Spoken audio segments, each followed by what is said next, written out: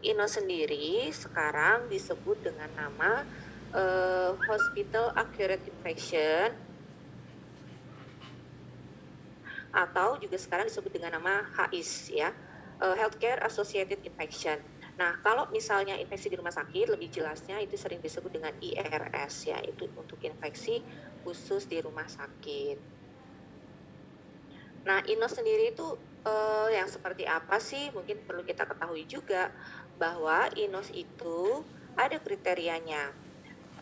Jika pasien waktu baru dirawat di rumah sakit tidak dijumpai tanda-tanda klinis infeksi tersebut. Jadi ada pasien ketika dia masuk, dia sakitnya tidak infeksi, tetapi ketika dia dirawat selama beberapa waktu di rumah sakit, barulah muncul tanda-tanda infeksi tersebut.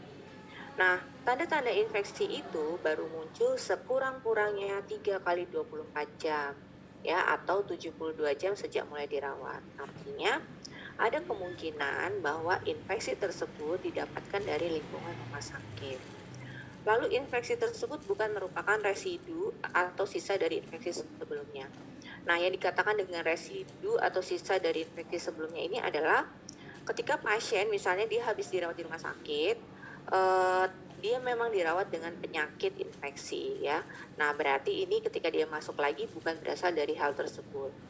Nah, kemudian kriteria yang keempat, bila saat mulai dirawat di rumah sakit sudah ada tanda-tanda infeksi, tetapi terbukti bahwa infeksi didapatkan pasien pada waktu perawatan sebelumnya dan belum pernah dilaporkan sebagai INOS. Nah, untuk yang keempat ini, jika ada pasien yang ketika dia dirawat masuknya tidak dengan diagnosa infeksi ya, anggaplah dengan diagnosa penyakit tidak menular ya, kemudian dia dirawat tapi dia ini sudah mau pulang nih, sehingga ketika dia mau pulang itu muncullah tanda-tanda infeksi, tapi karena sudah mau pulang akhirnya dia pulang.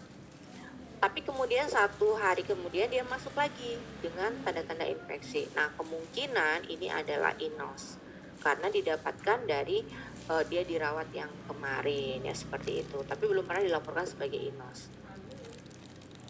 Tujuan dari PPI adalah identifikasi, menurunkan risiko infeksi yang didapat dan ditularkan di antara pasien, staf, tenaga profesional kesehatan, tenaga kontrak, tenaga sukarela, mahasiswa, dan juga pengunjung. Nah, berarti termasuk Anda nantinya beresiko tinggi bisa menularkan infeksi nosokomial yang tadi, sehingga harus mengerti dan melakukan yang namanya PPI.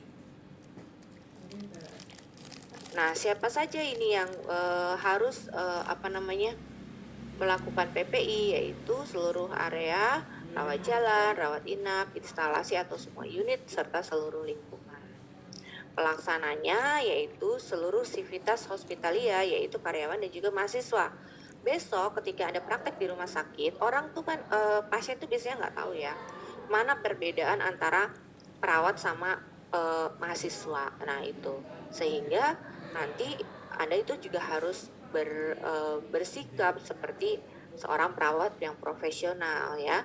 Kemudian juga nanti pelaksana PPI adalah pasien, keluarga pasien, dan pengunjung. Tapi kalau untuk zaman sekarang rumah sakit biasanya tidak menerima pengunjung ya. Jadi hanya orang-orang yang jaga pasien di situ ya, keluarga pasien di situ. Biasanya satu pasien nanti akan dijaga oleh 1 orang saja ya. Untuk pengunjung yang seperti dulu ada jam besok itu tidak diperbolehkan. Ya, baik. Apa saja sih yang dimasuk dalam kategori PPI dan yang harus kita lakukan, yaitu membersihkan tangan atau hand hygiene, kemudian APD, pengelolaan peralatan perawatan pasien, pengendalian lingkungan, kemudian penata laksanaan linen ya, atau nanti spray pasien ya yang ada di tempat tidur pasien, selimut pasien, seperti itu, pengelolaan limbah, pengelolaan benda tajam, dan juga penempatan pasien. Kemudian juga nanti yang termasuk dalam PPI adalah hygiene respirasi atau etika batuk, praktek menyuntik yang aman atau injeksi yang aman, serta kesehatan dari karyawan. Nah, untuk mencuci tangan ya, untuk mencuci tangan kita sendiri tahu bahwa di tangan kita itu banyak sekali kumannya ya. Jadi gimana nih kalau misalnya kita malas cuci tangan? Otomatis nantinya kita akan bisa menulari pasien. Ketika kita mau melakukan tindakan, kita harus melakukan cuci tangan ya. Ada 4 cara cuci tangan, yaitu dengan cara hand wash, yaitu mencuci tangan dengan sabun dan air ya. Jadi kalau ada orang yang bertanya hand wash, ya saya mau hand wash, berarti dia mau mencuci tangan dengan sabun dan juga air ya. Tentu saja dengan air yang mengalir itu lebih baik.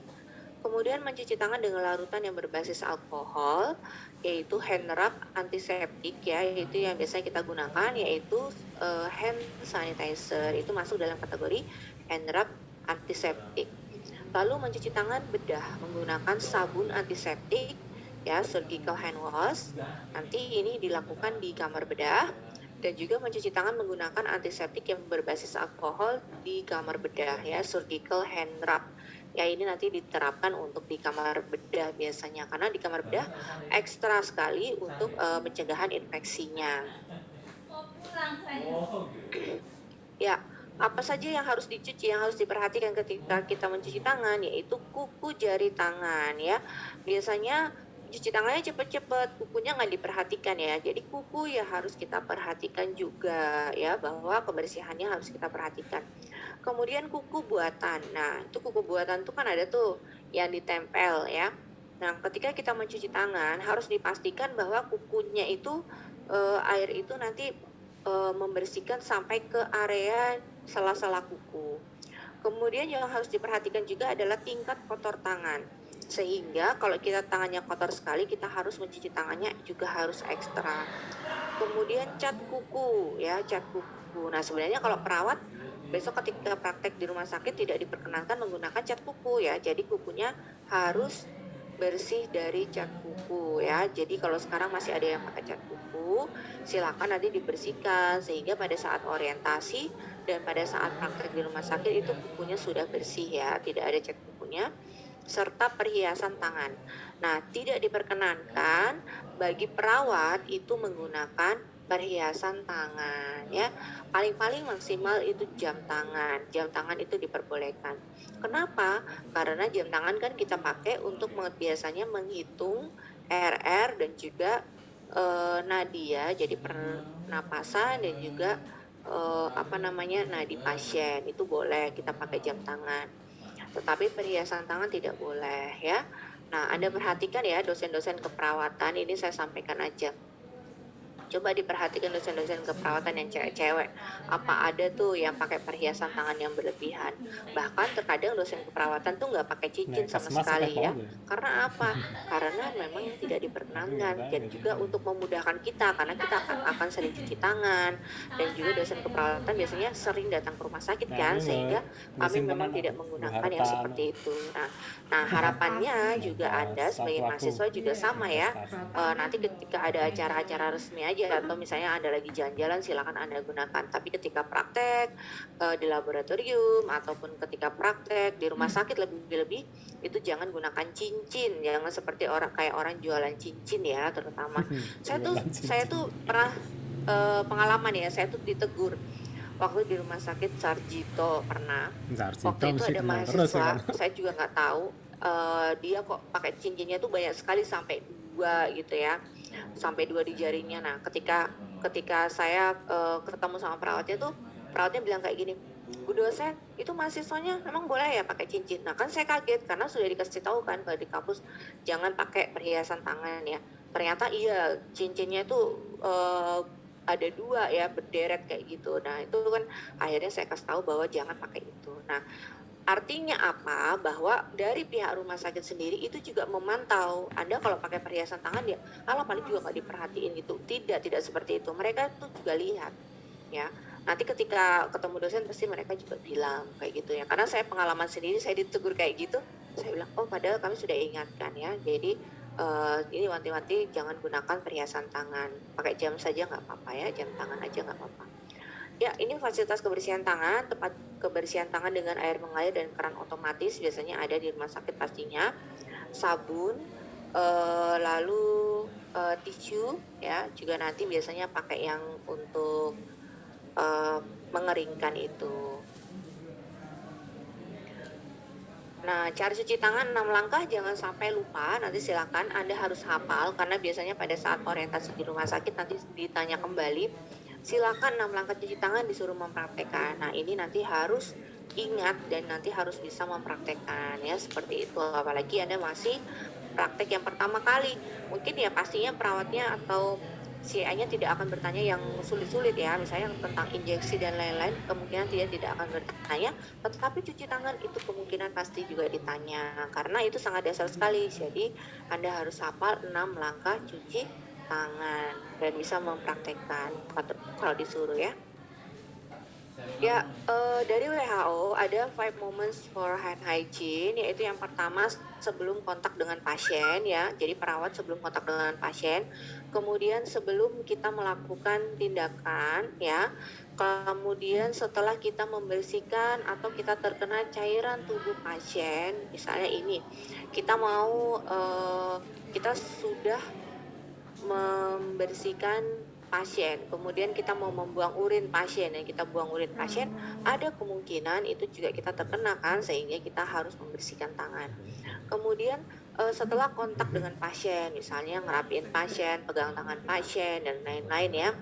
Lalu yang kelima, setelah kontak dengan lingkungan sekitar pasien. Ya, jadi walaupun kita cuma masuk ke kamar pasien sebentar, tapi nggak sengaja nih kita pegang di samping tempat tidur pasien. Nah, ini juga berbahaya.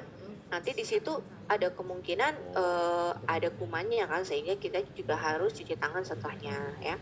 Jangan berarti saya tadi cuman bentar aja kok di tempat pasien, di kamar pasien. Nah, padahal juga kita pegang macam-macam di sana. Nah, kalau pedomannya dari Depkes seperti ini ya, indikasi kebersihan tangan yaitu yang pertama adalah segera setelah tiba di tempat kerja atau rumah sakit. Jadi ketika kita pertama kali datang ke rumah sakit itu, yang pertama kali kita lakukan adalah cuci tangan ya. Kemudian sebelum kontak langsung dengan pasien, sebelum memakai sarung tangan, sebelum melakukan pemeriksaan klinik dan tindakan invasif, sebelum menyediakan dan mempersiapkan obat-obatan. Ya, oleh karena itu biasanya kalau kita kalau biasanya kalau ujian di rumah sakit ya, ini pengalaman saya juga kalau pas lagi ujian yang kakak nurse juga itu atau yang kakak kelas, Anda mau pakai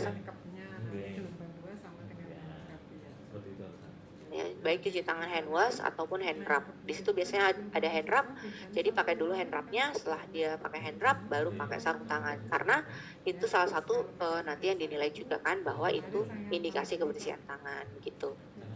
Kemudian sebelum mempersiapkan makanan, sebelum memberikan makanan pasien, dan sebelum meninggalkan rumah sakit. Jadi sebelum kita pulang, itu juga kita sebaiknya kita harus cuci tangan. Dan kita cuci tangan di antara prosedur tertentu pada pasien yang sama di mana tangan sudah terkontaminasi. Misalnya kita habis membersihkan pasien ya, habis gantiin baju pasien.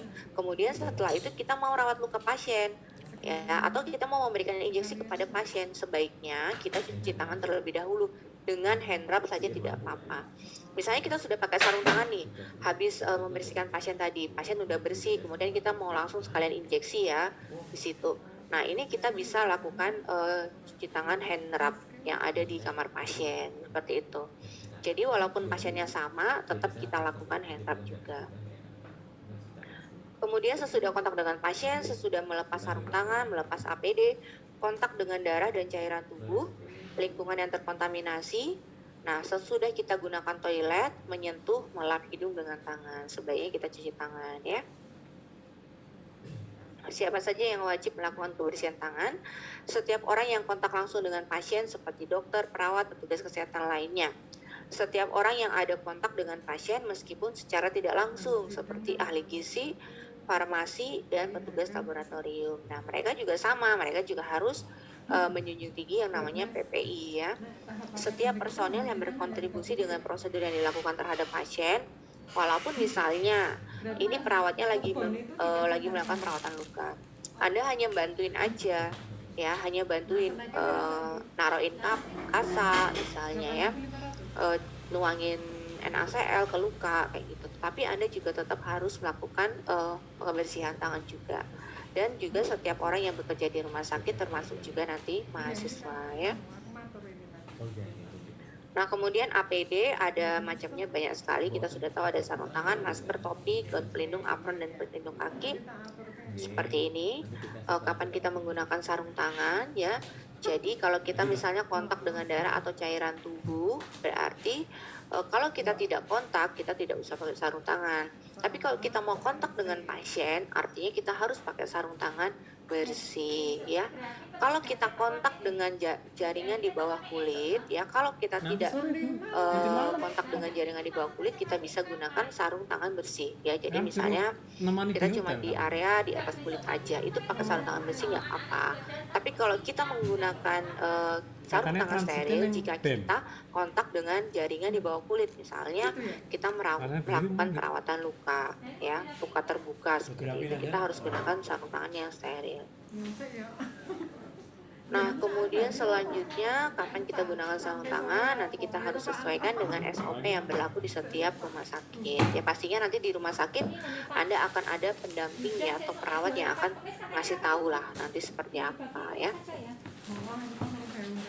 Nah, kemudian terkait dengan desinfeksi, dekontaminasi, dan sterilisasi kemarin juga kita sudah bahas ya pada saat IDK ya, di mana dekontaminasi itu adalah proses menghilangkan kotoran, komponen organik dan mikroorganisme patogen dari alat kesehatan sehingga aman untuk pengelolaan selanjutnya. Kemudian kalau untuk desinfeksi, ini adalah proses untuk menghilangkan sebagian atau semua mikroorganisme dari benda atau alat kesehatan. Kemudian sterilisasi adalah proses menghilangkan semua mikroorganisme dari benda atau alat kesehatan. Nah, kemudian juga yang harus diperhatikan di rumah sakit nanti adalah kebersihan ruangan di lingkungan rumah sakit. Oleh sebab itu, nanti di rumah sakit kan pasti ada cleaning service ya. Dan juga mereka juga harus memperhatikan kebersihan ambulan, pembuangan limbah, dan pengendalian terhadap serangga serta binatang pengganggu ya.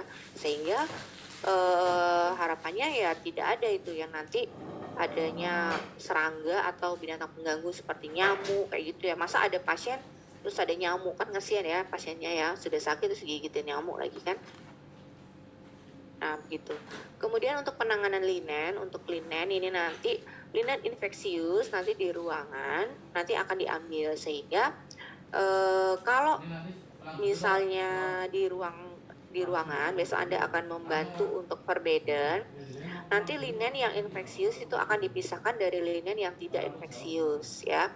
Jadi dipisahkan tempatnya, kemudian nanti akan dihitung setiap ruangan itu linennya berapa, lalu kemudian nanti akan di laundry ya tiap linennya, tetapi nanti akan dipisahkan antara linen infeksius, pasien infeksius dengan pasien yang tidak infeksius, dan kemudian sampai pada linennya sudah bersih dan bisa diambil dan dirapikan kembali ke ruang rawat inap ya. Jadi pengelolaan di ruangan untuk linen itu adalah seperti itu. Nah, yang termasuk linen di sini adalah spray ya kalau kita melakukan perbedaan.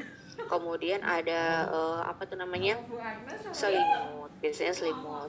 Kemudian kalau di ruangan itu juga ada perlaknya ya, dan juga ada stick pakennya ya, satu pasang, satu paket.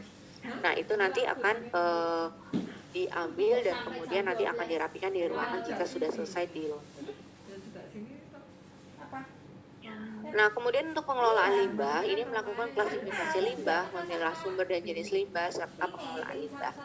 Gimana melakukan klasifikasi limbah? Yaitu nanti kita klasifikasikan antara limbah yang infeksius dan tidak infeksius ya. Nah, kemudian terkait dengan limbah dulu ya. Nah, Anda sudah bisa membedakan belum terkait yang limbah infeksius dan non-infeksius? Sudah atau belum? Jadi semua limbah itu dikatakan infeksius jika limbah tersebut sudah terkena jaringan tubuh pasien ya. Termasuk juga di sana itu adalah disuruh tolong up infus gitu ya. Up infus berarti nanti harus dibuang kepada tempat limbah infeksius. Rawat luka ada kasa-kasanya ya, bekas-bekas luka, darah, nanah ya, itu nanti juga akan dibuang ke dalam tempat sampah yang infeksius. Terus gimana kalau bungkus yang spek, bungkusnya ya, bungkusnya spek itu nanti dibuangnya di tempat sampah yang non infeksius. Kertas juga dibuang di tempat sampah non infeksius. Nah, nanti Anda akan temukan di rumah sakit bahwa untuk tempat sampah yang infeksius nanti menggunakan plastik yang berwarna kuning ya, harus diingat ya. Sedangkan yang tidak infeksius atau non infeksius nanti plastiknya berwarna hitam ya. Jadi harus diperhatikan di mana tempat Anda membuang limbah.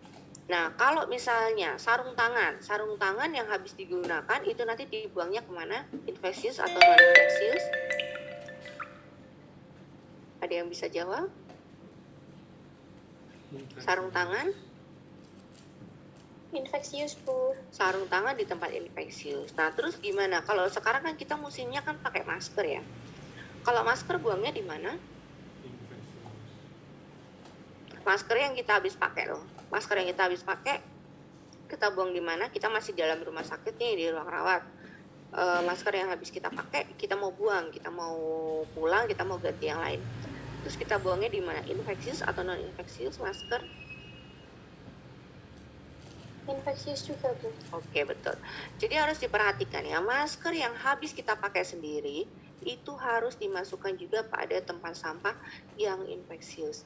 Karena pada masa pandemi sekarang, masker itu masuk dalam kategori infeksius juga ya. Nah, jadi jangan salah. Jangan dibuang ke tempat sampah yang non infeksius karena dia masuknya ke infeksius ya. Kemudian penempatan pasien, kebijakan penataan pasien infeksius dan non infeksius. Sekarang nanti besok kalau di rumah sakit Anda lihat bahwa ada IGD misalnya ya, ada IGD khusus untuk pasien COVID. Karena kan pasien COVID kan infeksius ya, ada IGD untuk pasien biasa gitu. Nah, begitu pula dengan penempatan di ruangan, ada ruangan khusus dan juga ada ruangan khusus untuk pasien biasa. Termasuk juga di sini nanti ketika di ruangan, anggaplah Anda masuk di ruang penyakit dalam, ada pasien TBC, ruangannya khusus, isolasi. Ada pasien yang punya penyakit menular, hepatitis, atau pasien HIV, nanti akan ada ruangan khusus. Ruang isolasi khusus tidak digabung dengan pasien biasa ya. Itu yang akan membedakan pasien infeksius dan non infeksius. Kemudian yang juga harus kita perhatikan, nah karena sekarang dari pemerintah sudah menyampaikan ya bahwa kita boleh melonggarkan yang namanya masker. Jadi boleh ya kalau di tempat yang terbuka kita boleh tidak menggunakan masker ya. Nah, tetapi harus kita tahu bahwa ketika kita tidak menggunakan masker ada higien ketika kita sedang bersin ataupun batuk. Gimana caranya menutup hidung dan mulut saat batuk serta bersin? Bagaimana cara menutup hidung dan mulutnya? Tidak seperti ini, ya tidak juga seperti ini. Kayak dulu ya kalau kayak gini, batuknya batuk genit ya, gitu ya. Nah, tapi ketika batuk atau bersin nanti kita bisa menutup dengan bagian tangan bagian dalam seperti ini ya. Jadi kita tutup dengan seperti ini, baru kita boleh batuk ataupun bersin ya. Tidak gitu, tapi kalau kita menggunakan masker silakan ya, sudah bersin di masker sendiri, setelah itu maskernya bisa diganti ya. Gunakan tisu, sapu tangan dengan baju dalam, buang tisu di limbah infeksius, cuci tangan, gunakan masker bila sedang flu ataupun batuk. Nah ini ya, ini adalah etikanya ya.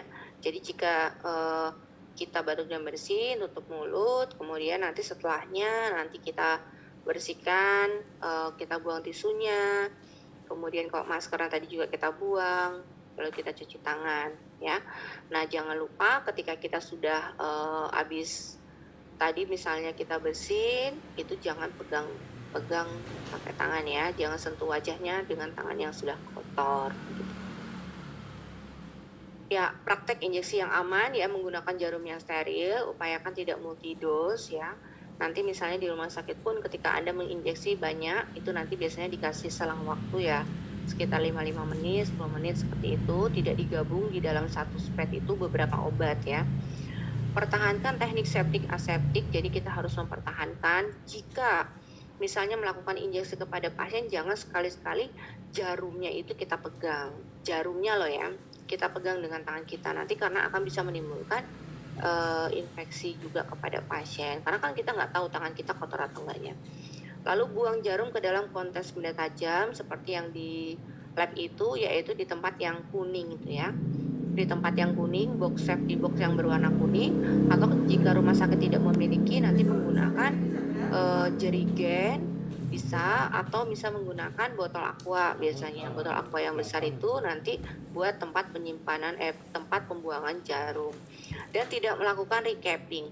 Jadi recapping itu seperti menutup jarum seperti ya, menutup jarum seperti yang saya contohkan di lab itu bisa tertusuk ya. Jadi tidak melakukan recapping, bisa menggunakan satu tangan saja, atau jika kita sudah selesai injeksi secara langsung, maka langsung aja dibuang ke tempat safety box yang kuning itu ya, nggak usah ditutup lagi karena nanti bisa resiko tinggi ya kepada kita. Nah, kemudian kalau kesehatan karyawan ya, ini kalau misalnya tiap rumah sakit pasti sudah melakukan ini, di mana karyawan yang ada di sana pemeriksaan kesehatan berkala, prakarya berkala dan khusus, kemudian vaksin dan juga pelaporan pajanan. Nah, sehingga biasanya karena mereka kan perawatnya sendiri sudah selalu diperiksa ya. Jadi sehingga besok ketika Anda mau perawatan di rumah sakit, biasanya rumah sakit akan mensyaratkan membawa surat keterangan dokter atau surat biasanya antigen ya, bukti antigennya. Jadi nanti akan ada informasi nih nanti dari Bapak dan Ibu dosen atau dari pengelola prodi bahwa Anda harus menyiapkan surat antigen bahwa Anda negatif, seperti itu ya.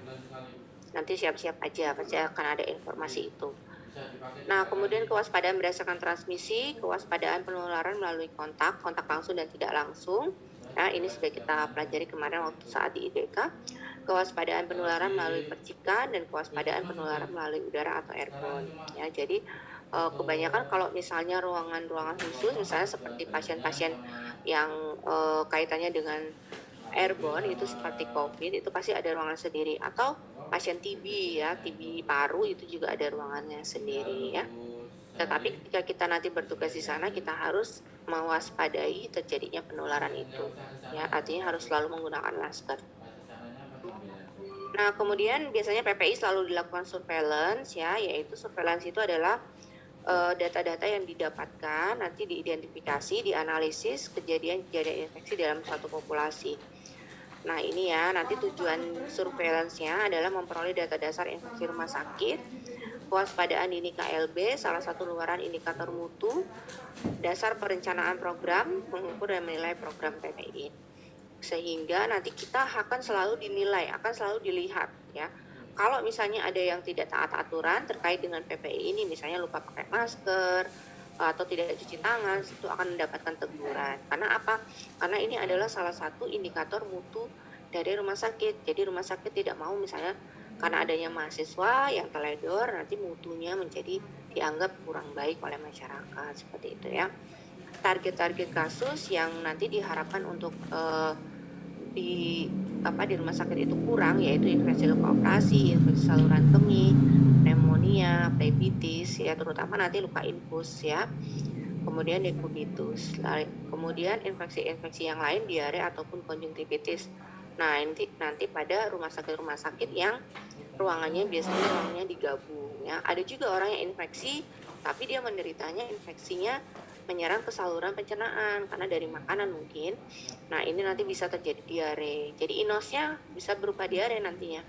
Kemudian konjungtivitis juga bisa, biasanya pada rumah sakit khusus seperti rumah sakit mata ya. Jadi orang yang itu nanti bisa menularkan kepada pasien yang lainnya ya, konjungtivitis seperti itu ya, infeksi-infeksi seperti itu.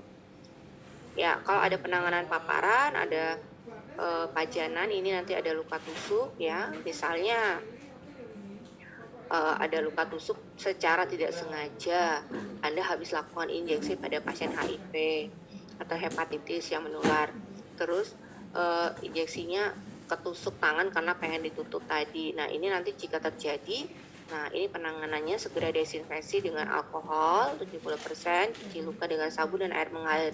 Segera dicuci dengan sabun dan air mengalir ya, air keran. Kemudian kalau ada darahnya, biarkan mengalir dengan sendirinya, jangan ditekan-tekan. Lapor kepada atasan, atau misalnya kalau di rumah sakit lapor kepada perawatnya dan dibawa untuk periksa ke IGD apabila luka tusuknya nanti besar ya, seperti itu. Jika tidak, nanti akan diberikan antiseptik yang ada di rumah. Nah, tetapi ini hanya penanganan secara cepatnya, tetapi kan sebaiknya tidak terjadi ya. Jadi jangan sekali-sekali melakukan seperti itu. Karena terkadang di rumah sakit itu kebanyakan pasien-pasien hepatitis atau B20 HIV ya, itu mereka diketahui bahwa mereka itu sakit itu setelah dirawat selama beberapa hari. Jadi ketika baru masuk tuh terkadang nggak ketahuan ya, nanti kita sudah memperlakukannya seperti pasien biasa, ternyata dia ternyata pasien HIV. Nah ini kan sangat berbahaya ya. Kemudian bila ada percikan pada kulit, percikan pada mata ya, misalnya terkena darah cairan misalnya yang akhirnya nanti terpercik, nah ini harus segera dibersihkan. Lalu kalau pada mata itu juga harus dibersihkan ya, dicuci ya seperti itu. Percikan dalam mulut ataupun hidung segera ludahkan dan kumur air beberapa kali. Jika masuk ke dalam hidung, hembuskan cairan dari hidung kuat-kuat lalu bersihkan dengan air. Nah, baik, saya rasa sudah cukup. Mari kita menjadi duta perilaku yang peduli terhadap pencegahan infeksi. Jadi saya ingatkan kembali, jadi besok ketika Anda praktek di rumah sakit itu, Anda bukan hanya sekedar mahasiswa yang mencari ilmu, tapi Anda juga merupakan seorang perawat yang nantinya rumah sakit itu performa atau misalnya masyarakat itu akan melihat Anda sebagai perawat di rumah sakit itu. Jadi ketika Anda nanti berbuat suatu kesalahan ataupun misalnya tidak sesuai dengan aturan rumah sakit, atau misalnya Anda berkata kasar ya, kata-katanya misalnya sebenarnya tidak kasar atau agak keras sedikit, maka masyarakat akan mengiranya bahwa itu perawatnya rumah sakit sana tuh. Nah itu yang tidak diinginkan oleh perawat yang ada di rumah sakit tersebut. Makanya mereka selalu mewanti-wanti Anda sebagai mahasiswa yang sedang praktek harus mengikuti aturan, termasuk juga kita harus menjaga pencegahan infeksi ini, gitu ya. Baik, seperti itu dari saya.